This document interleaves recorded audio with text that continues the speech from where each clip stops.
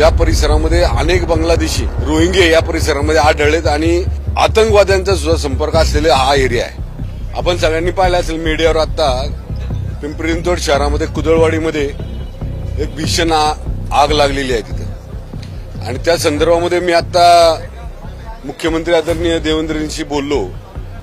अशा संदर्भातल्या त्या कुदळवाडी परिसरामध्ये अनधिकृतपणे जे व्यवसाय करतायत आणि तुम्ही पाहिलं असेल मागच्या काळामध्ये या परिसरामध्ये अनेक बांगलादेशी रोहिंगे या परिसरामध्ये आढळलेत आणि आतंकवाद्यांचा सुद्धा संपर्क असलेला हा एरिया आहे आणि अनधिकृतपणे भंगार व्यवसाय चालत असताना स्क्रॅपचे व्यवसाय चालत असताना त्यांना कुठल्याही प्रकारचं लायसन नाही आणि अनधिकृतपणे ते चालवतात। त्यामुळे अशा प्रकारच्या घटना तिथे घडतायत। आजूबाजूच्या परिसरामध्ये भीतीचं वातावरण आहे। सकाळी जी आग लागली होती ती अजूनही त्याच प्रकारे त्याच्यापेक्षा भीषण चालू आहे। त्यामुळे अशा प्रकारच्या एरियामध्ये कठोर कारवाई करण्यासंदर्भातले आदेश आदरणीय देवेंद्रजींनी या संदर्भातले त्या संबंधित प्रशासनाला आमच्या इथले दिलेले आहेत।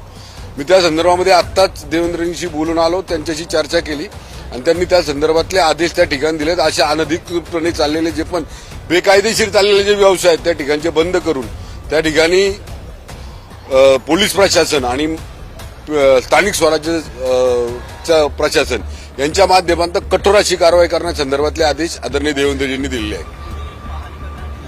हो, मी आता राज्यपालांचं हे झालं की मी तिकडे निघणार आहे, पण अशा संदर्भामध्ये याच्या मागे वारंवार अशा प्रकारच्या घटना घडल्यात आणि अनेक लोकांचा मृत्यू त्यामध्ये झालेला आहे।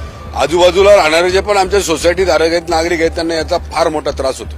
त्याच्याकरता त्याच्यावर कठोर कारवाई करण्यासंदर्भातली भूमिका मी आदरणीय मुख्यमंत्र्यांकडे मांडली आणि त्यांनी त्या संदर्भातले निर्देश खाली प्रशासनाला दिलेले आहेत।